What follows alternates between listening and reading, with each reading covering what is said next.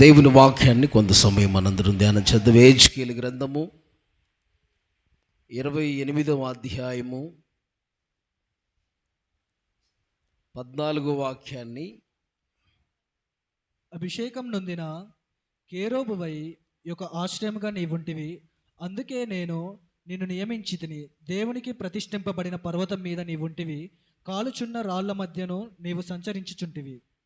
నీవు నియమింపబడిన దినము మొదలుకొని పాపము నీ యందు కనబడు వరకు ప్రవర్తన విషయంలో నీవు యథార్థవంతుడుగా ఉంటివి. చాలండి.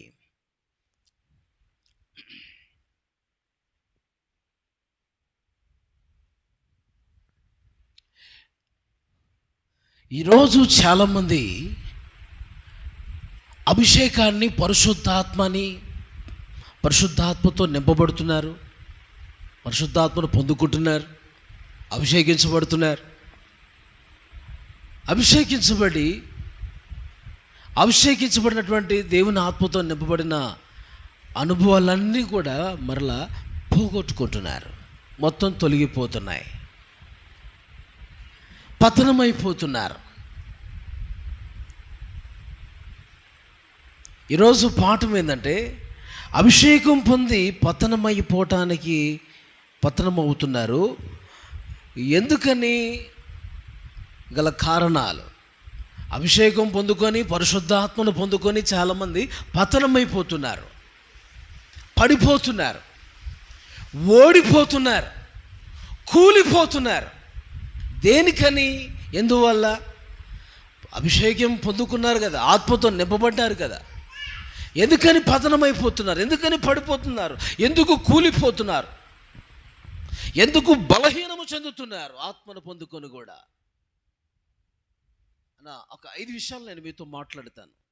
మీరు చదివినటువంటి వచనంలో ఇక్కడ మనం చూస్తున్న 14వ వచనంలో, అభిషేకము నొందిన కెరూబువై యొక్క ఆశ్రయంగా నీవు ఉంటివి, అందుకే నేను నిన్ను నియమించితిని. దేవునికి ప్రతిష్ఠించబడిన పర్వతం మీద నీవు ఉంటివి, కాలుచున్న రాళ్ల మధ్యను నీవు సంచరించుచుంటివి. ఆమేన్ అని దేవుడు తూరు రాజుతో చెబుతున్నటువంటి మాటలు. ఆమేన్.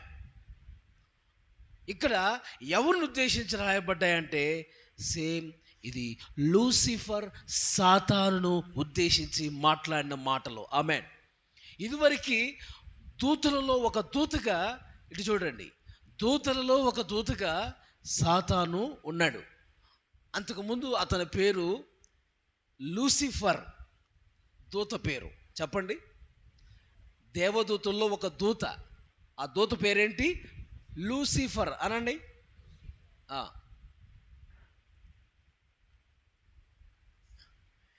తర్వాత అతనికి సాతాననియు అపవాదనియు పేరు పెట్టడం జరిగిందనమాట. ఇక్కడ మనం చూస్తున్న 28వ అధ్యాయంలో కూడా మనం 2వ వచనంలో మనం తర్వాత చూడగలిగితే, నీవు దేవుడువు కాక మానవుడు అయి ఉండి దేవునికి తగినంత అభిప్రాయము కలిగి ఉన్నావు అని అంటాడు.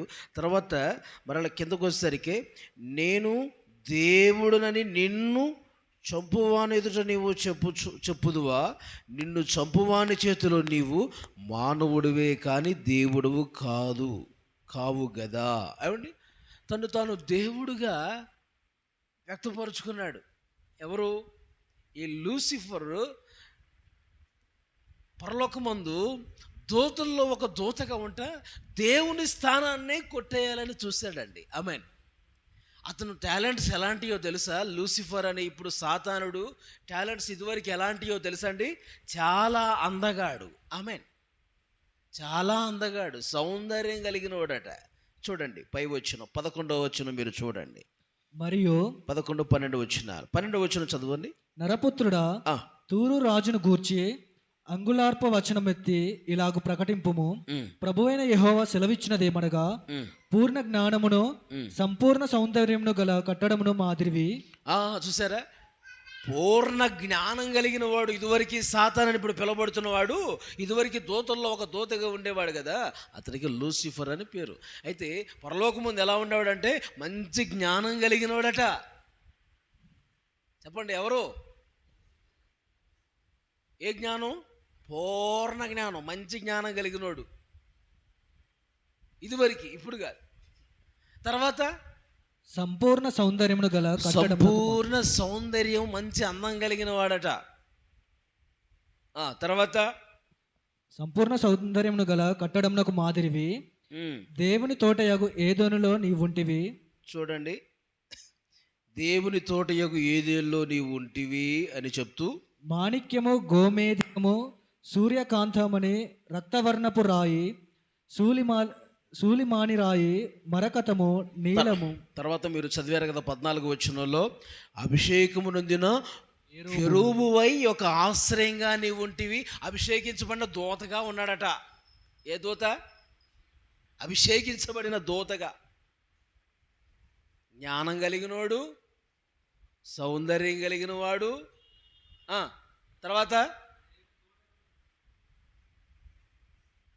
తర్వాత మంచి అభిషేకాన్ని కూడా పొందినవాడు. తర్వాత దేవునికి ప్రతిష్ఠించబడిన పర్వతం మీద నీవు ఉంటివి. దేవునికి ప్రతిష్ఠించబడిన పర్వతం మీద అంటే అంటే హెచ్చించబడిన వాడు, అంతగా గొప్ప చేయబడిన వాడు. ఆమెన్. సైతాను ఇదివరకు అండి దూతగా ఉన్నప్పుడు. ఆమెన్. తర్వాత 15వ వచనంలో, నీవు నియమించబడిన దినం మొదలుకొని పాపమును ఎందుకు కనబడు వరకు ప్రవర్తన విషయంలోనూ నీవు యథార్థవంతుడుగా ఉంటివి. ఆమేన్. యథార్థంగా ఉండేవాడు, చక్కగా దేవుణ్ణి ఆరాధిస్తూ దేవుణ్ణి మహిమపరిచేవాడు, ప్రధాన గాయకుడుగా ఉండేవాడు. ఆమేన్. యథార్థంగా తను ఆరాధించువారు ఎలా ఆరాధించాలంట? ఆత్మతోనూ సత్యముతోనూ యథార్థంగా ఆరాధించవలెను. ఆమేన్. ఇదివరకు యథార్థంగా ఉండేవాడు, యథార్థంగా దేవుణ్ణి ఆరాధించేవాడు. అతనిలోకి పాపం అనే ఒక చీకటి బయలుదేరింది. ఆమేన్. అతనిలో స్టార్ట్ అయింది. ఏంటది అంటే గర్వం అనేది వచ్చేసింది. ఏమొచ్చింది? గర్వం అనేది వచ్చిందండి. కింద వచ్చిన చదివితే మీకు అర్థమైంది. చూడండి. అయితే నీకు కలిగిన విస్తారమైన వర్తకం చేత 17వ వచనం చదువుతారా? నీ సౌందర్యం చూచుకొని నీవు గర్వించిన వాడవై, నీ సౌందర్యాన్ని చూచుకొని, నీ జ్ఞానాన్ని చూచుకొని, సౌందర్యాన్ని చూచుకొని, నిన్ను ఉంచిన స్థానాన్ని చూచుకొని, నువ్వు అభిషేకించబడిన దాన్ని చూసుకొని, నా అంతటి వాడు ఇంకా లేడనుకొని గర్వించాడట. నీ తేజస్సు చూచుకొని నీ జ్ఞానమును చెరుపుకొంటివి. కావున నేను నిన్ను నేలను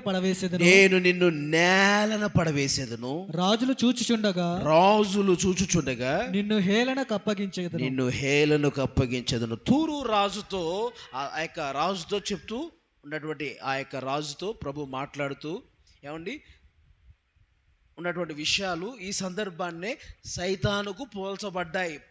ఈ మాటలు ఎలాంటివి అంటే ప్రవచనానుసారమైన మాటలు. ఆమె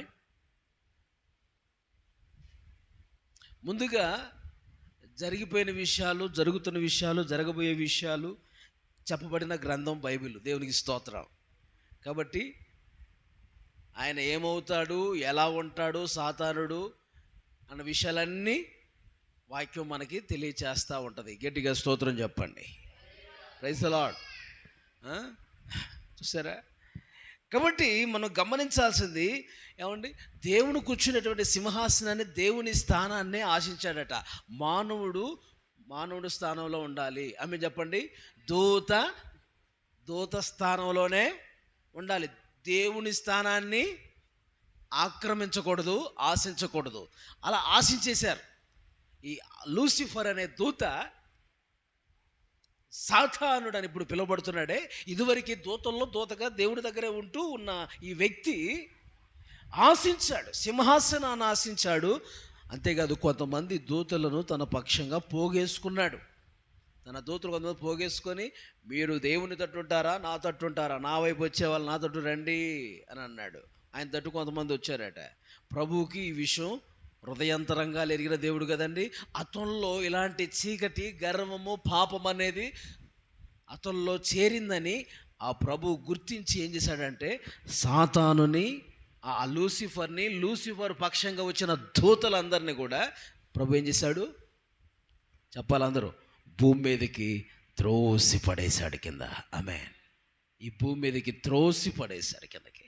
ఇప్పుడు వాడేం చేస్తున్నాడు, భూమి మీద అటు ఇటు అటు ఇటు తిరుగులాడుతున్నాడు. ఆమేన్. అటు ఇటు తిరుగులాడుతున్నాడు.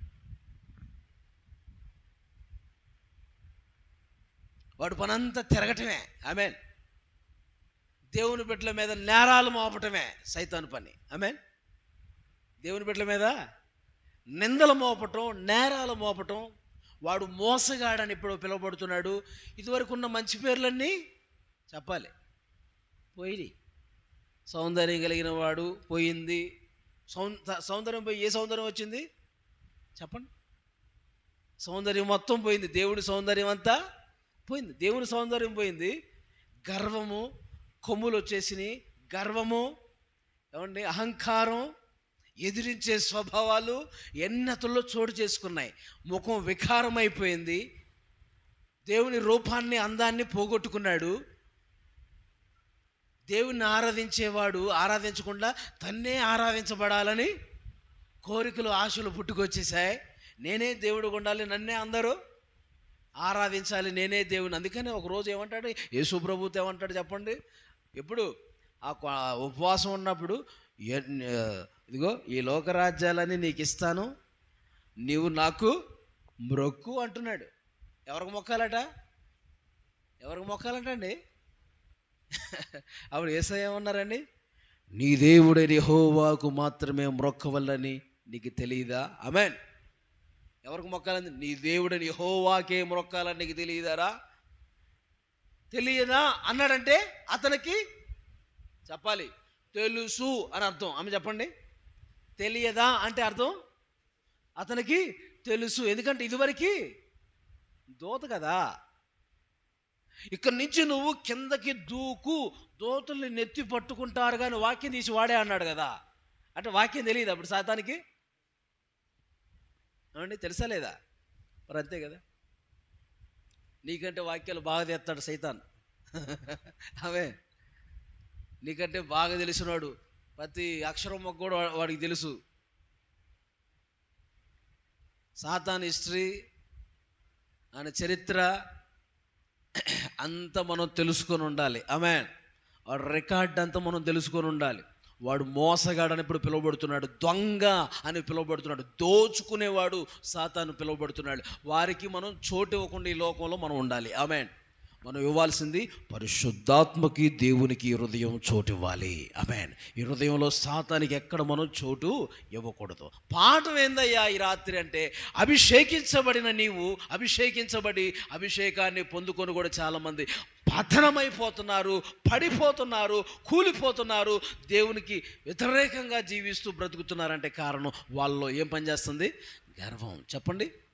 గర్వం, అహంకారం, గర్వం, హెచ్చింపు స్వభావమే వారిని పాడు చేస్తుంది. దేవుని స్థానాన్ని నుంచి ఇప్పుడు ఎక్కడ పడ్డాడు? కింద వచ్చి భూమి మీద పడ్డాడు. వచ్చి దేవుని స్థానాన్ని విడిచి ఇప్పుడు ఎక్కడ పడ్డాడండి? భూమి మీద వచ్చి పడ్డాడు. దేనివల్ల? తన గర్వమే అంత పనిచేసింది. అభిషేకం పొందావు, ఆత్మతో నింపబడ్డావు, సౌందర్యం కలిగిన వాడివి, జ్ఞానం కలిగిన వాడివి, మంచి జ్ఞానం కలిగిన వాడు, మంచి సంగీతం, మ్యూజిక్ డైరెక్టర్, వాడే మ్యూజిక్ డైరెక్టర్, పాటగాడు, ఆటగాడు.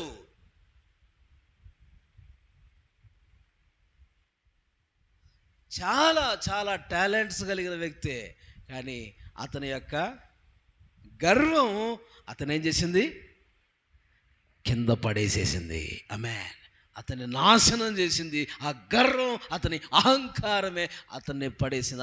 అతనితో ఉన్న దూతలను భూమి మీద పడేసింది. ఈరోజు చాలామంది అభిషేకాన్ని పొందుకొని కూడా చాలామంది, ఆత్మను పొందుకొని కూడా చాలామంది పడిపోతున్నారు, పతనమైపోతున్నారు, నాశనం అయిపోతున్నారు. ఆత్మ, పరిశుద్ధాత్మ అభిషేకం కూడా అభిషేకంతో నింపబడిన వారు. దేనివల్ల చెప్పండి? గర్వం. ఆమె చెప్పండి, గర్వం. గర్వం మనిషిని పాడు చేసిద్దండి. గర్వం మనిషిని నాశనం చేసిద్దండి. మనం జాగ్రత్త పడదుము గాక. ఏ విషయంలో మనం గర్వించొద్దు, ఏ విషయంలో మనం అతిశయించొద్దు. మనకున్న దాన్ని బట్టి, మనకు కలిగి ఉన్న దాన్ని బట్టి, దేన్ని బట్టి మనం అతిశయించకూడదండి. పాట పాడే తలాంతు దేవుడిచ్చాడా? ఆరాధన చేసే తలాంతు దేవునికి ఇచ్చాడా? సంగీతం వాయించే తలాంతు దేవునికి ఇచ్చాడా? గర్వించకూడదు. నా అంతటోళ్ళు లేరు అని అనుకోకూడదు.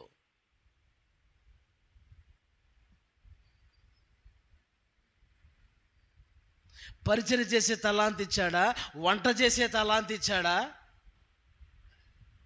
నీకు దేవుడు ఇచ్చిన దాంట్లో నమ్మకంగా ఉండాలి. ఆమేన్. పాట పాడే తలాంతు ఇస్తే పాట పాడే టయానికల్లా వచ్చి దేవుని స్తుతించి మహిమపరచాలి. ఆమేన్. పాటలన్నీ అయిపోయిన తర్వాత వచ్చి దేవుణ్ణి మహిమపరచాలంటే కుదిరిద్దా అండి? పాటలు పాడేవారు ముందుండాలి, దేవుని స్తుతించాలి. స్తుతించేవారు ఎక్కడ ఉండాలట? ముందుండాలి. యోధా గోత్రాన్ని దేవుడు ప్రత్యక్ష గుడారానికి ముందు పెట్టాడట. ఎందుకు ముందు పెట్టాడు? యోధా అంటే అర్థం ఏంటి? స్తుతి అని అర్థం. అంటే స్తుతించేవారు ఎక్కడ ఉండాలి? ముందులో ఉండాలి, ముందు వరుసలో ఉండాలి. గట్టిగా సోదరం చెప్పండి. దేవుడు మనకిచ్చిన దేన్ని బట్టి మనం అతిశయించొద్దు, గర్వించొద్దు. మనకున్నవన్నీ దేవుని ఇచ్చినవే. ఆమె చెప్పండి. దేవుడు నీకు ఇచ్చిన ఇల్లు, దేవుడు ఇల్లు ఇచ్చాడా? చాలామందికి ఇల్లు లేదా? నాకే ఇల్లు ఉందని గర్వించొద్దు. నాకే భూమి ఉంది, వాళ్ళకి భూమి లేదు. నాకే కారు ఉంది, వాళ్ళకి కారు లేదు. నాకు బైక్ ఉంది, వాళ్ళకి బైక్. నాకు అందం ఉంది, వాళ్ళకి అందం లేదు. నాకు చాలా బట్టలు ఉన్నాయి, నాకున్న బట్టలు, నాకున్న చీరలు, నాకున్న డ్రెస్సులు వాళ్ళకి లేవు అని అతిశయించొద్దు, గర్వించొద్దు. నాకు పెద్ద జడ ఉంది, వాళ్ళకి జడ లేదు, జుట్టు మొత్తం ఊడిపోయిందని గర్వించొద్దు. ఆమేన్. కొంతమంది అలాంటి వాళ్ళు కూడా ఉంటారండి.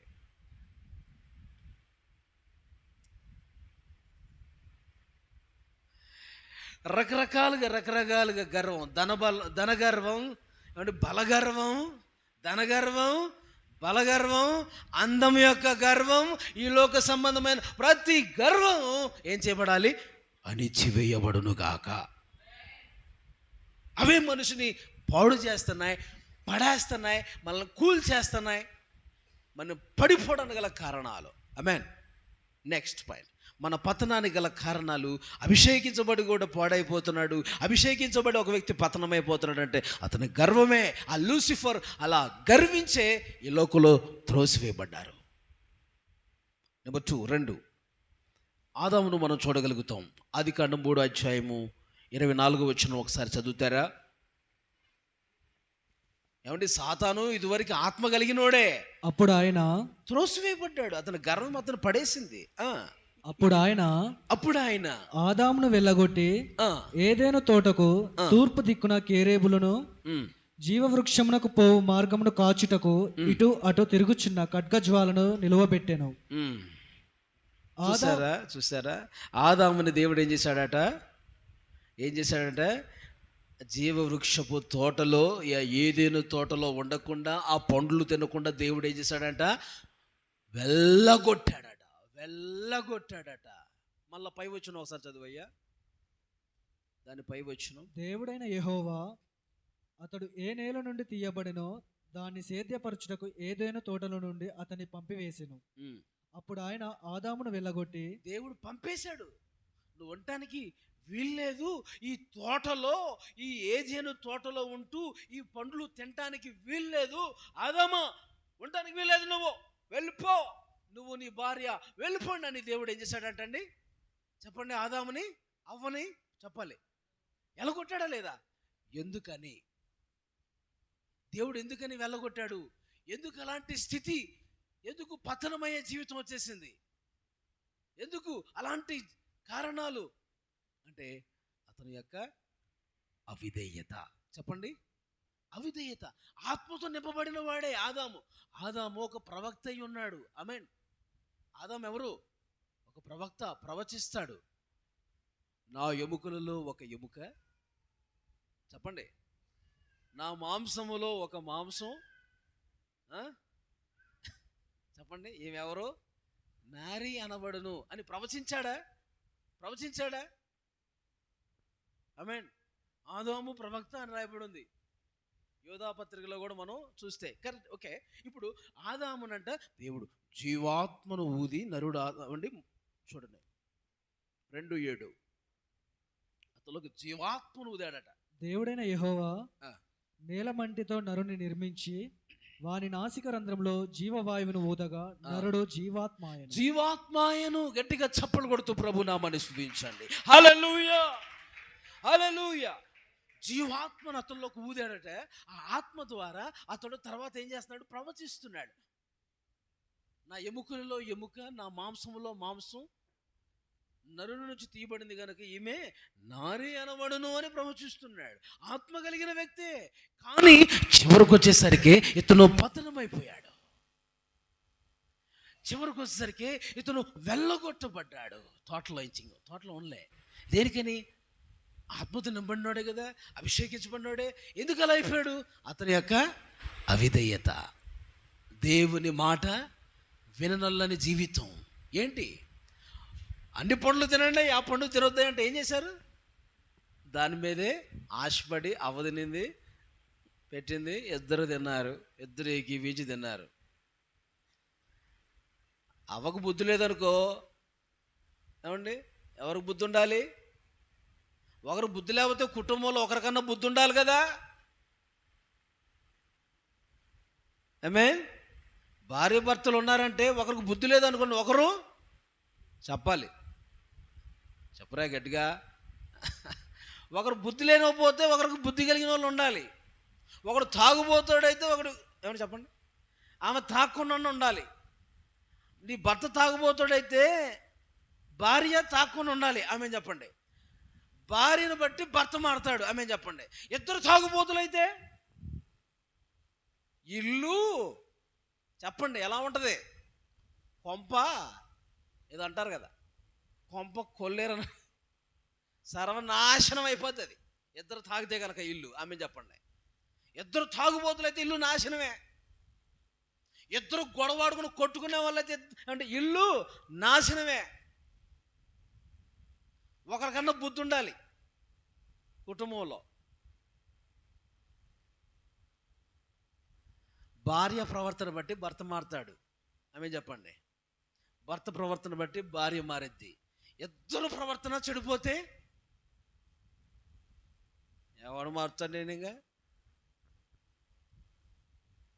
నాశనమే వారి అంతం. ఆమేన్. కాబట్టి అవిధేయత, ఆ అవిధేయతే, వారిద్దరి అవిధేయతే వారిని పతనం చేసేసింది. అభిషేకం పొందిన వాడే, ఆత్మ కలిగిన వారే, కానీ ఈరోజు పతనమై వెళ్ళగొట్టబడుతున్నారు, త్రోసివేయబడుతున్నారు, పడిపోతున్నారు, కూలిపోతున్నారు. ఎందువల్లంటే వారు దేవుని ఎడలా చూపిస్తున్న అవిధేయత. ఆత్మతో నింపడిన వాళ్ళు కదండి, అభిషేకించబడిన వాళ్ళు కదండి. ఎంత అభిషేకం ఉంటేనేమి అవిధేయత చూపిస్తే, దేవుని వాక్యాన్ని, దేవుని మాటను నువ్వు త్రోసిపుచ్చితే, ఎంత తోడైనా సరే దేవుడు ఏం చేస్తాడు చెప్పండి? త్రోసి పడేస్తాడు, బయటికి త్రోసి పడేస్తాడు. ఆయన వెళ్ళగొట్టేస్తాడు. ఆయన ఉండటానికి వీల్లేదు నా సన్నిధిలో అంటాడు ఆయన. ఆమేన్. దేవుని సంఘం అనే తోటలో, తోట అంటే సంఘం అని ఆమేన్ చెప్పండి. తోటలో 4 ఓటలు బయలుదేరి నీళ్లు తోటని తడుపుతున్నాయంట. హల్లెలూయా. ఆ 4 ఓటలు దేవుని జీవ జలములు. దేవునికి స్తోత్రం. సంఘములో పారవలసిన దేవుని జీవజలములైన ఆత్మ. హల్లెలూయా. సంఘం తోటలో తోటను తడపటానికే జలాలు. అంటే తోట అంటే సంఘం, మనము. హల్లెలూయా. మనల్ని తడపటానికి దేవుడు 4 ఓట్లు ఇచ్చాడట. హల్లెలూయా. ఆ 4 ఊటలే జీవపు ఊటలు, పరిశుద్ధాత్మ జీవ జలములు. ఆమేన్. దేవునికి మహిమ కలుగును గాక. ఆ ఊటల చేత తడపబడి మనం పచ్చగా వికసిస్తూ పచ్చగా ఎలా ఉండాలమ్మా? పచ్చగా, ఆకు రాలిపోయిన వాళ్ళం కాదు. ఎలా ఉండాలి? రాలిపోయిన ఆకులు రాలిపోయినా కానీ మళ్ళీ ఏమవ్వాలి? చిగురిస్తూ, చిగురు, తర్వాత పుష్పిస్తూ, తర్వాత ఫలిస్తూ. హల్లెలూయా. నీలోనే చిగురించాలని, అంతేనా? నీలోనే పుష్పించాలని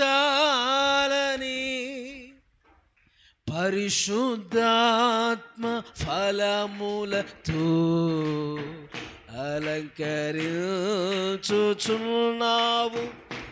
నీరాకడకై నిరంతరం నీతోనే జీవించాలనే ఆశనీలా. ఆమేన్. దేవునికి స్తోత్రం. చిగురించాలి, పుష్పించాలి, ఫలిస్తూ మనం ఉందుముగాక. జీవజలపు ఊటల చేత మనం తడపబడుతూ ఉందుముగాక. ఎండిపోయిన చెట్టులాగా ఉండకూడదు, ఎండిపోయిన ఎముకల్లాగా ఉండకూడదు. ఏమండి చెప్పండి, ఎలా ఉండాలి మనం? ఎండిపోయిన వాళ్ళలాగా ఉండకూడదు. ఎలా ఉండాలి? జీవము కలిగిన వారుగా ఉండాలి. దేవునికి స్తోత్రం. తడపబడుతూ ఉంటే, జీవపు ఊటల చేత, ఆత్మ చేత తడపబడుతూ ఉంటే ఎలా ఉంటావు చెప్పండి? చెట్లు ఎలా ఉంటాయి? మనుషులు ఎలా ఉంటారు? జీవిస్తూ ఉంటారు, ఉజ్జీవంగా ఉంటారు, మండుతూ ఉంటారు, వెలుగుతూ ఉంటారు. హల్లెలూయా. చక్కగా పుష్పిస్తూ ఉంటారు, ఫలాలు ఇస్తారు, కాయలు కాస్తారు, దేవుళ్ళు ఫలిస్తూ ఉంటారు. హల్లెలూయా, హల్లెలూయా. అదనమాట అవిధేయత. మనల్ని, దేవునికి లోబడని అవిధేయత మనల్ని పడవేస్తుంది, త్రోసివేస్తుంది దేవుని బిడ్డలారా. అందుకనే ఆ జీవవృక్ష ఫలాలు తింటా ఉంటే మళ్ళా బ్రతుకుతాడని ఆదాము 1000 సంవత్సరాలు బ్రతుకుతారట. అది తింటే మరణం ఉండదట. ఆమె చెప్పండి. 1000 సంవత్సరాలు కాదులేండి. వాళ్ళు తినమని నువ్వు చచ్చేది అన్నాడు. తినమని చచ్చిపోలే. 1000 సంవత్సరాలు బ్రతికాడంట ఆదాము. ఆమె ఆ పండు తిన్నాడు కానీ చచ్చిపోలా. ఎప్పుడు చచ్చిపోయాడు? దినము అంటే దేవుడి దృష్టిలో 1000 సంవత్సరాలు. ఆమె చెప్పండి. దినం అంటే 1000 సంవత్సరాలు. 1000 సంవత్సరాలు కూడా దేవుడి దృష్టిలో ఒక దినం. చెప్పండి, 2 చెప్పండి. 1000 సంవత్సరాలు అంటే దేవుడి దృష్టిలో ఒక దినం.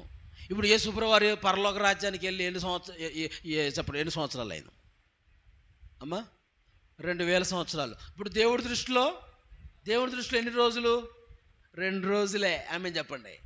ఇప్పుడు యేసయ్య పరలోక రాజ్యానికి వెళ్ళి ఎన్ని రోజులు అన్నట్టు? ఇప్పుడు ఆయన దృష్టిలో 1000 సంవత్సరాలు ఒక దినంలాగా అన్నాడు కదా. ఇప్పుడు 1000 సంవత్సరాలు ఒక దినం అంటే ఇప్పుడు యేసుప్రభువారు పరలోక రాజ్యానికి వెళ్ళి ఇప్పుడు 2 రోజులే. 3వ రోజు రాలా, ఇంకా 2 నడుస్తున్నాయి. ఆమె చెప్పండి. 2024 అంటే ఇంకా 2 నడుస్తుంది. Praise the lord. వస్తానన్నవాడు ఆయన త్వరగా వస్తాడు. పేతురు పత్రికలో మీరు ఆ మాట చూస్తారు. ఆయన దృష్టిలో ఒక దినము 1000 సంవత్సరాలు వలెను. 1000 సంవత్సరములు ఆయన దృష్టిలో ఒక. ఉందా లేదమ్మా? ఉందా? మీ బైబిల్లో ఉందా? నా బైబిల్ అయితే ఉంది. మరి మీ బైబిల్లో? Praise the lord. ఓకే, దేవునికి మహిమ కలుగును గాక. మొత్తానికి తిరుగుదినమని చచ్చిపోతాడు, చావలేదు. ఇంకా ఆ తోటలోనే ఉంటే ఆ పండ్లు తింటా ఇంకా బ్రతుకుతాడని చెప్పేసి అని ఆదాము, దేవుడు ఏం చేశాడట? నా మాట వినలేదు కాబట్టి, నా ఆజ్ఞను మీరారు కాబట్టి, అవిధేయత చూపించారు కాబట్టి ఏం చేశాడు? వెళ్ళగొట్టేశాడు. ఆమేన్. చూడండి, అతని పతనానికి గల కారణం అవిధేయత, లోబడిన జీవితం. ఈరోజు అభిషేకం పొంది పతనమైపోతున్నారు చాలామంది. ఆత్మను పొందిన వాడే ఎవరు? ఆదాము కూడా. ప్రవక్త పతనమైపోయాడు. అవిధేయత. ఎంతటోనైనా అవిధేయత ఏం చేస్తుంది చెప్పండి? అవిధేయత మనలో ఉంటే మనల్ని పడగొట్టేస్తుంది, మనల్ని కూల్చేస్తుంది, మనల్ని వెళ్ళగొట్టి దేవునికి దూరం చేసేస్తుంది. అలాంటి పాపములు మనలో లేకుండా మనం జాగ్రత్త పడాలి. ఆమేన్. మంచి విషయాలు, చాలా శ్రేష్టమైన విషయాలు మీతో మాట్లాడుతున్నాను. మీకు సౌలు తెలుసా? సౌలు మొదటి సమూయేలు గ్రంథం 15:11 చూడండి. సౌలు కూడా అభిషేకంతో నింపబడిన వాడేనండి, అభిషేకించబడిన వాడే, కానీ పతనమైపోయాడు, కూలిపోయాడు, పడిపోయాడు. సౌలు నన్ను అనుసరింపక వెనుక తీసి నా ఆజ్ఞలను గైకొనకపోయిన గనుక అతనిని రాజుగా నిర్ణయించినందుకు నేను పశ్చాత్తాపపడుచున్నాను. అందుకు సమూయేలు చూడండి, సమూయేలు అండి, మనం చూస్తే సమూయేలు జీవితాన్ని మనం పరిశీలిస్తాము. అలాగనే సమూయేలు జీవితం తర్వాత సౌలు కనబడతాడు మనకి, సౌలు తర్వాత దావీదు కనబడతాడు. అయితే ఇక్కడ సౌలుని దేవుడు సమూయేలు చేత అభిషేకం చేస్తాడు. 10వ అధ్యాయంలో సౌలుని అభిషేకం చేయటం మనం చూస్తాం. మొదటి సమూయేలు గ్రంథం 10వ అధ్యాయంలో అభిషేకం చేయటం మనం చూస్తాం. మొదటి వచనం చదవండి.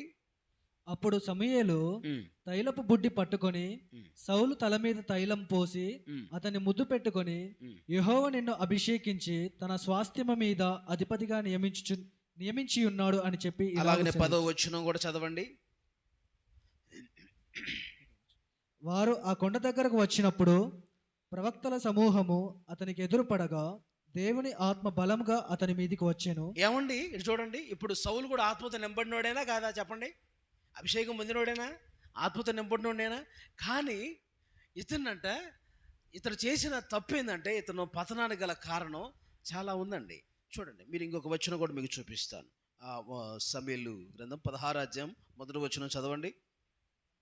మొదటి సమూయేలు 16వ అధ్యాయము మొదటి వచనం. అంతటా యెహోవా సమూయేలుతో ఇలాగు సెలవిచ్చెను, ఇశ్రాయేలీయుల మీద రాజుగా ఉండకుండా నేను విసర్జించిన సౌలును గూర్చి నీవెంతకాలం దుఃఖింతువు, నీ కొమ్మును తైలముతో నింపుము. బెత్లెహేమీయుడైన యెష్షయి యొద్దకు నిన్ను పంపించుచున్నాను.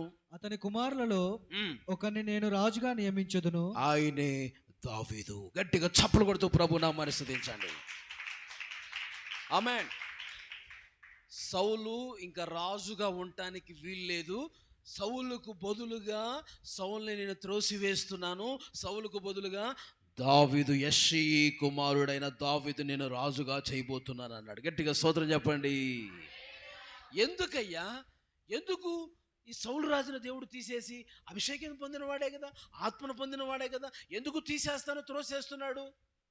సౌలుని ఎందుకు త్రోసేస్తున్నాడు అంటే, దేవునిని అనుసరించలేదు అని ఇందాకలా ఫస్ట్ మీరు చదివారు, రిఫరెన్స్ ఇచ్చా మీకు. ఆమె ఏం చేయలేదట? దేవుణ్ణి అనుసరించలా.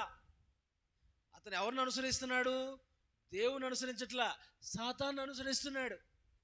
దేవుని అనుసరించట్లా, తన సొంత బుద్ధిని, సొంత ఇష్టాలని ఆధారం చేసుకుంటూ నడిపించబడుతున్నాడు. దేవుడి ఇష్టం కొంత, తన ఇష్టం కొంత నెరవేరుస్తూ బ్రతుకుతున్నాడు. స్వబుద్ధి, స్వయిష్టం, స్వనీతి, సొంత ఆలోచనలు, విధానములో నడిపించబడుతున్నాడు సౌలు. అందుకని దేవుడు ఏం చేస్తున్నాడు? రాజుగా ఉండటానికి సౌలు నాకొద్దు, నేను అతన్ని విసర్జించాను, అతనికి బదులుగా నేనేం చేస్తాను? దావీదును అభిషేకిస్తాను అని అన్నాడు. హల్లెలూయా, హల్లెలూయా. ఇప్పుడు 16వ అధ్యాయము మీరు తీశారు కదా, 14వ వచనం చదవండి. యెహోవా ఆత్మ సౌలును విడిచిపోయి యెహోవా యొద్ద నుండి దురాత్మ ఒకటి వచ్చి అతనిని వెర్రపింపగా సౌలు సేవకులు, దేవుని యొద్ద నుండి వచ్చిన దురాత్మ ఒకటి నిన్ను విరపించి ఉన్నది.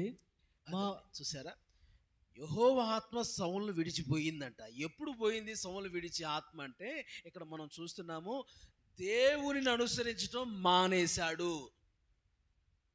సౌలు దేవుని అనుసరించడం మానేశాడు, అవిధేయుడిగా జీవిస్తున్నాడు, దేవుని మీద తిరుగుబాటు చేస్తూ జీవిస్తున్నాడు, సొంత ఆలోచనలతో, సొంత ఇష్టంతో బ్రతుకుతూ ఉన్నాడు.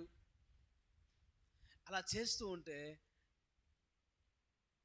ప్రభువు చూసి అంటాడు, అతడు నన్ను విసర్జించాడు గనుక అతనికి బదులుగా అతడు నన్ను అనుసరించట్లేదు, నేను చెప్పిన విధానం నడవట్లేదు, తన ఇష్టం వచ్చినట్లు జీవిస్తున్నాడు, తన సొంత ఆలోచనలతో బ్రతుకుతున్నాడు, తన స్వనీతిని ఆధారం చేసుకుంటూ బ్రతుకుతున్నాడు, తన మార్గాలను నాకు అప్పగించుకొని బ్రతకట్లేదని దేవుడు ఏం చేశాడంటే, సౌలుకు బదులు నేను దావీదును రాజుగా చేస్తాను, అభిషేకిస్తానని అక్కడికి వెళ్ళి నువ్వు తైలం పోయి దావీదు మీద పోయి అన్నాడు. ఆమె చెప్పండి హల్లెలూయా. అతడే చాలామంది వచ్చారంట, నీ కుమారులు ఉన్నారా నాయన?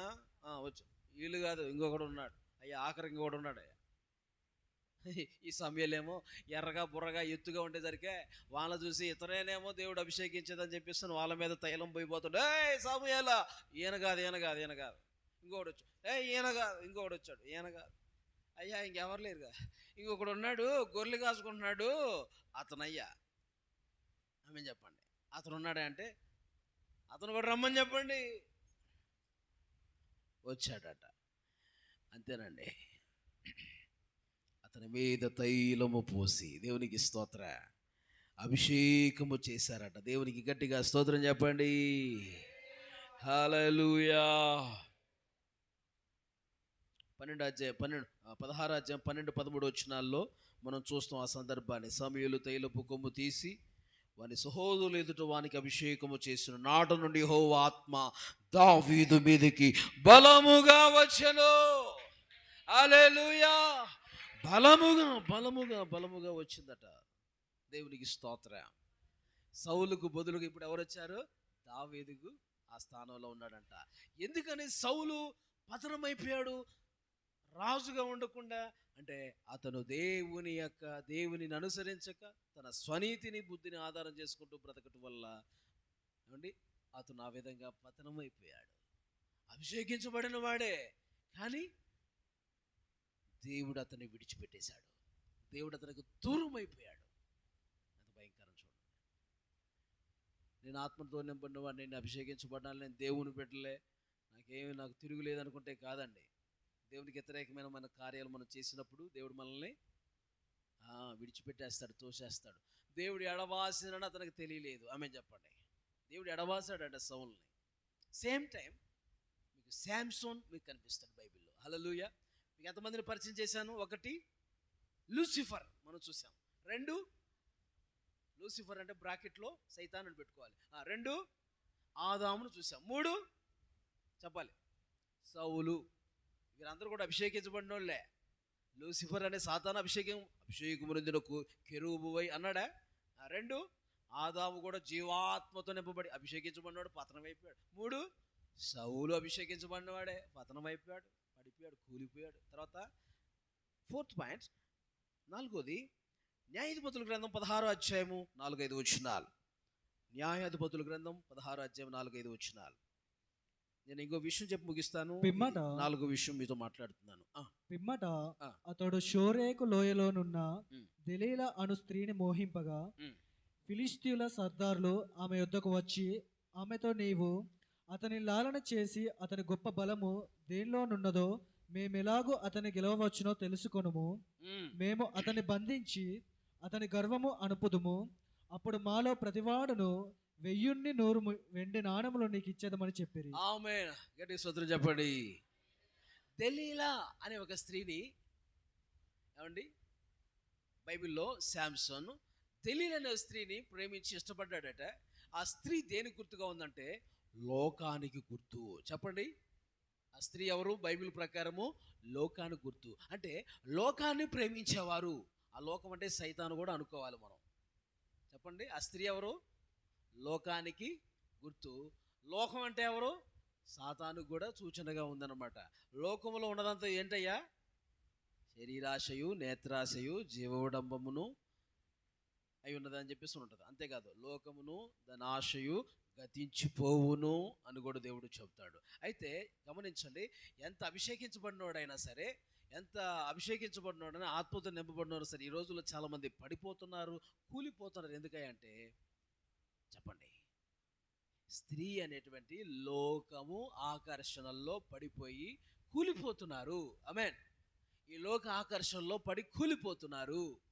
ఈ లోకంలో ఉన్న ఆశల్లో పడి కూలిపోతున్నారు. ఎంతటోళ్ళైనా సరే కూల్చేస్తుంది ఈ లోక ఆకర్షణ. అందుకని ప్రభు అన్నాడు, లోకాన్ని స్నేహించొద్దు, లోకాన్ని ప్రేమించొద్దు అన్నాడు, లోక మర్యాదలు అనుసరించొద్దు అని అన్నాడు, లోక మాలిన్యాలు మీరు కలిగి ఉండొద్దు అన్నాడు. ఎవరా స్త్రీ? లోకం. ఎవరా స్త్రీ? సాతాన్. స్త్రీ చాలా అర్థాలు ఉన్నాయి. స్త్రీ అనేది సంఘానికి సూచన, స్త్రీ అనేది లోకానికి సూచన, స్త్రీ అనేది ఏమండి చాలా అర్థాలు ఉన్నాయి. ప్రియులారా, ఇక్కడ కనిపించే ఈ స్త్రీ ఎవరు చెప్పండి? ఈ స్త్రీ లోకం, ఈ స్త్రీ సాతాన్. సాతానికి చోటిస్తే, లోకానికి చోటిస్తే నువ్వు నీ హృదయంలో వాడు నివసిస్తాడు, నిన్ను పాడు చేస్తాడు. ఇప్పుడు శాంసన్ కూడా దెలీలా అనే ఒక స్త్రీ చేతిలో పాడైపోయి పతనం అయిపోయాడు. తన బలం ఎక్కడుందో ఫస్ట్ చెప్పలే, తర్వాత ఏమండి నువ్వు అన్ని అబద్ధాలే చెప్తున్నావు, నాకు 3 సార్లు అబద్ధమే చెప్పావు, ఈసారి కూడా నిజం చెప్పవా అని చెప్పేసి అని మరలా అడిగేసరికి ఆయనకి ఇసుకొచ్చేసి ఆమె విసిగిస్తూ ఉంటే ఇంక విసిగిపోయి ఆయన కూడా ఇచ్చాడట, నిజం చెప్పేశాడట. ఏమని? నా బలము నా జుట్టులో ఉంది అని. అతను జుట్టులో ఉంది అంట బలం. అంటే దేవుడి చేత ప్రత్యేకించబడిన వ్యక్తి, నాజీరు చేయబడిన వ్యక్తి కాబట్టి అతను జుట్టు కత్తిరించబడకూడదు. చిన్నప్పటి నుంచి జుట్టు కత్తిరించబడకుండా పెంచబడ్డాడు. ఆమెన్. దేవుడికి మొక్కుబడి చేయబడిన వాడు అనమాట. Praise the Lord. శాంసన్. బైబిల్లో మొక్కుబడి చేయబడిన వాళ్ళు ఉన్నారు, నాజీరు అంటారు దాన్నే, ప్రత్యేకించబడిన వాళ్ళు. జుట్టు కత్తిరించబడకూడదు అనమాట. బైబిల్లో శాంసన్ ఒకడు, శామ్యుయేల్ అని ఆయన కూడా జుట్టు కత్తిరించబడకూడదు. ఆయన ఒకడు. ఏమండి నాజీరు వ్రతంలో ఉన్న వాళ్ళు ఎవరంటే బాప్తిస్మ ఇచ్చి యోహాను కూడా వాళ్ళు ప్రత్యేకించబడిన వారు అనమాట. మనకి ఎక్కువ కనిపిస్తారు. Praise the Lord. అంతే కదండి. అతని తిండి, అతని ఆహారం ఏంటి చెప్పండి? పుట్టతేనె మిడతలు, పుట్టతేనె మిడతలు, ఒంటికి డ్రెస్సు ఏంటి? ఒంటె చర్మం ధరించుకునేవాడట. ఇక్కడ కాదు, అరణ్యంలో ఉండేవాడట. ఆమె అడవిలో ఉండేవాడట. ప్రత్యేకంగా బ్రతికాడు. Praise the lord. నాజీరు చేయబడిన వారిలో శాంసన్, శామ్యుయేల్, శాంసోన్, ఇంకెవరండి? యోహాన్. వారు దేవుడు ప్రత్యేకించబడినవారు. కాబట్టి పిల్లరా, పాఠం ఏంటంటే మనం నేర్చుకునే పాఠంలో మనం చూస్తున్నాం, స్త్రీ అనేటువంటి లోకానికి, లోక ఆకర్షణలో మనం పడిపోతే, సాతానికి మనం చోటిస్తే మనం కూడా పతనం అయిపోతాము. అతనికి తర్వాత మచ్చరంగా గుండు చేసేసుకో, మంగళవాడిని పిలిపించి గుండు చేయించేసిందంట. అతని బలం గుండు జుట్టులో ఉందని చెప్పేసి తెలుసుకొని ఆ దెలీలా ఏం చేసింది? గుండు చేయించేసరికి ఇదివరకు ఇలా తల ఇలా విడజంపుకుంటేనంట అదంతా ముఖం మీద వచ్చి పడేదట. జుట్టు ముఖం మీద ఇలా వచ్చి పడితే అతను ఎక్కలేని బలం వచ్చేదట. తల విడజిమ్ముకుందునని, ఎప్పటి వలె తల విడజిమ్ముకుందుననుకొనెను కానీ తల ఇలా ఊపితే ఏం ఊగుతుంది? జుట్టు ఒకట్లే, గుండు ఊగుతుంది. ఆమె ఇప్పుడేం ఊగుతుంది? పుట్టి గుండె ఊగుతుంది. జుట్టు లేదు కదా, మొత్తం గుండె ఊగుతుందంట ఆయనకి. అయితే ఇంకంతే, అతను బలం పోయిందట. శత్రువులు వచ్చి మీద పడ్డారు. వెంటనే వాళ్ళని పిలిచింది, శత్రువులు, ఫిలిష్తీయులనే శత్రువులు పిలిస్తే వాళ్ళు వచ్చి సంసోను మీద పడి అతన్ని గాయపరిచి అతన్ని బంధించేసి తీసుకుపోయారండి. ఏంటి ఆ పతనం అయిపోయే కారణం?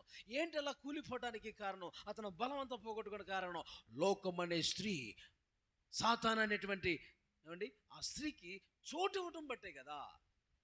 అపవాదికి మనం చోటిస్తే ఎంతటి వారినైనా, ఆత్మతో నింపడిన వారినైనా, అభిషేకించబడిన, ఎంతటి అభిషేకం పొందిన వాళ్ళైనా సరే కూలిపోతారు వాళ్ళు కూడా. ఆమె చెప్పండి. ఈ లోక ఆకర్షణ అలాంటిది.